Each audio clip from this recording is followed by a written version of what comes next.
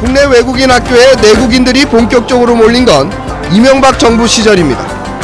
당시 급증하던 조기 유학을 막기 위해 외국인 학교 설립과 입학 기준을 대폭 완화했기 때문입니다. 인천지방검찰청은 외국인 학교의 부정 입학 한 유학업체에 수천만 원을 주고 과테말라 9억 원대 주식 뇌물 혐의로 재판을 받고 있는 진경준 전 검사장과도 인연이 있습니다. 2012년 인천지검 외사부장으로 있었을 때 진경준 당시 2차장의 지휘를 받아 외국인 학교 부정입학 사건을 수사해 재벌가 등의 부정입학 사례를 적발했습니다.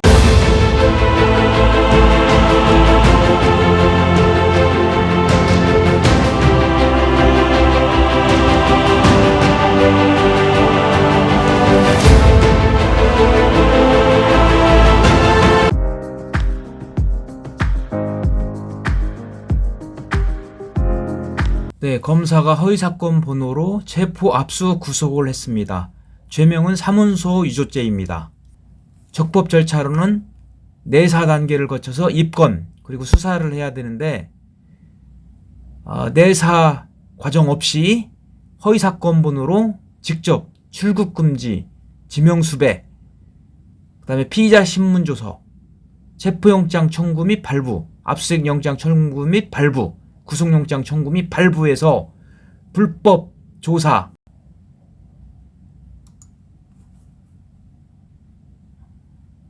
그럼 여기서 녹취록을 한번 들어보도록 하겠습니다. 감사합니다. 인공감독관실입니다. 김학의 전 차관 그 네네. 출국금지가 그거는 뉴스에서 봤죠. 네, 사건 번호를 가짜 사건 번호를 넣어가지고 네. 검사가 허위로 청구한 것이 나왔죠. 네네. 네. 그런데 제 것도 똑같이 그렇게 허위로 청구를 했네요. 전에 그 제출하셨던 그 내용, 예. 본인, 그러니까 처음에 말씀하셨던 영장 그 청구하고 그 같은 지명수 거예요. 입력이랑 그런 거 말씀하시는 예, 거잖아요. 예, 그죠? 예. 그 사건 김학의 번호가- 사건 별개로, 네. 예, 그거 상관없이 네네. 별도로 또 이런 사건이 저한테도 이게 있네요. 똑같이. 네. 그때 당시에는 피대사자를 갖다가 체포영장 청구할 수 있느냐 이렇게 했는데 네. 지금 보니까 피대사자도 아니에요. 아무런 관련이 없는 민간인이네요. 그 말씀은 지금 뭔가 발견하셨어요? 예, 예. 지금 이제 내가 해석을 해보니까 네. 민간인이에요, 민간인. 그냥 일반 어떻게 시민이에요. 해서 해석하신 건데요? 네, 검찰청, 인천지방검찰청의 그 사건과하고 열람등사과한테 네. 내사 사건 번호를 달라. 네. 그리고 내사 종결이 뭐냐? 네. 수사로 전환하냐? 입건이냐? 이렇게 했더니 아무것도 없어요. 내사 사건이 없대요.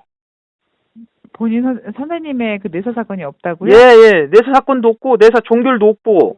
선생님, 근데 지금 저희가 그 혐의, 이제 그 보통 수사하기 전에는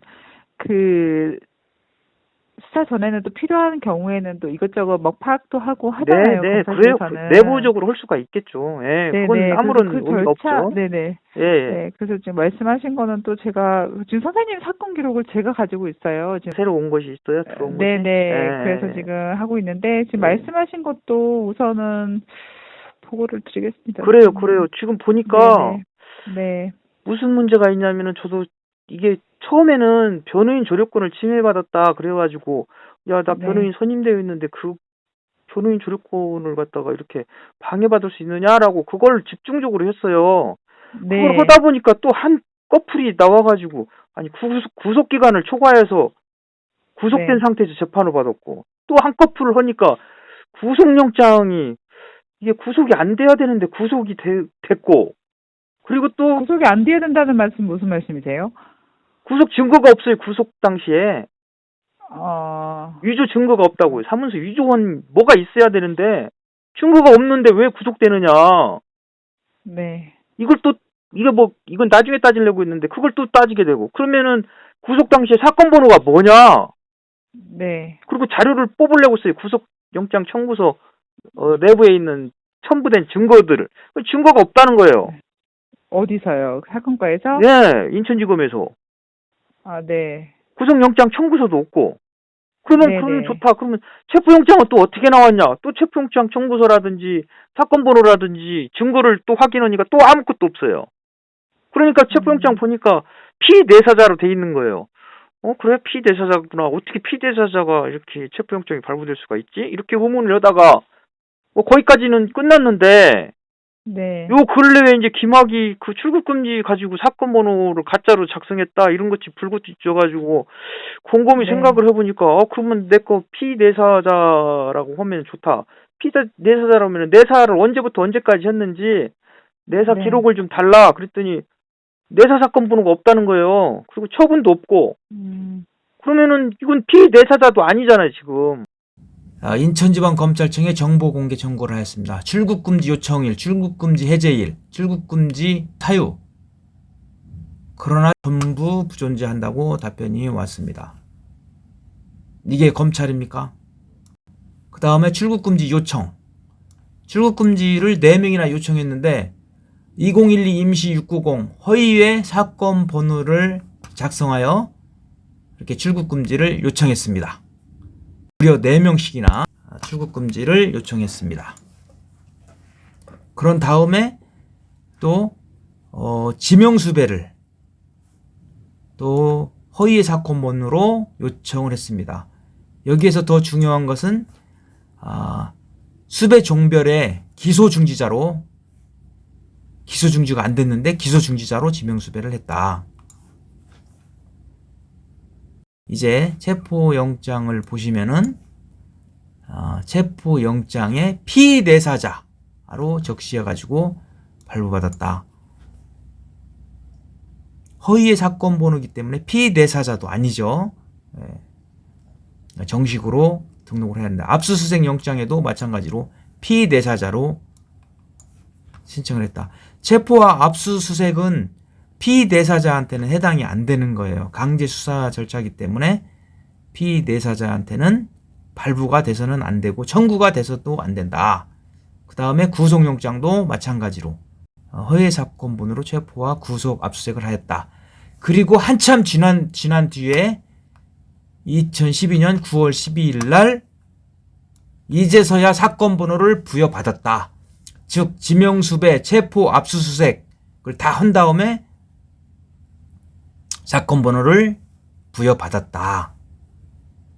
이것은 적법 절차를 중대하게 위반한 것으로서 제가 이제 진정을 냈더니 어떻게 하느냐 이렇게 답변이 왔어요. 네. 본건 진정인의 취지는 진정인에 대한 사문서 위조 등 사건을 수사한 검사에 대해서 허위 체포영장을 청구하여 진정인을 감금하였다라는 내용인데 여기에서 보면은 강제 수사인 체포영장 청구를 입건하지도 않고 청구한 것이 위법하지 않다 이렇게 얘기를 했어요.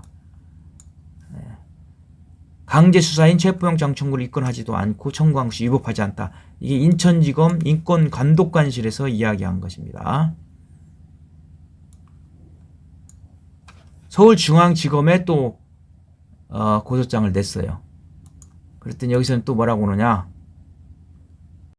강제 수사를 입건하지도 않고 영장 청구에 발부받는 것이 정당하다고 한다.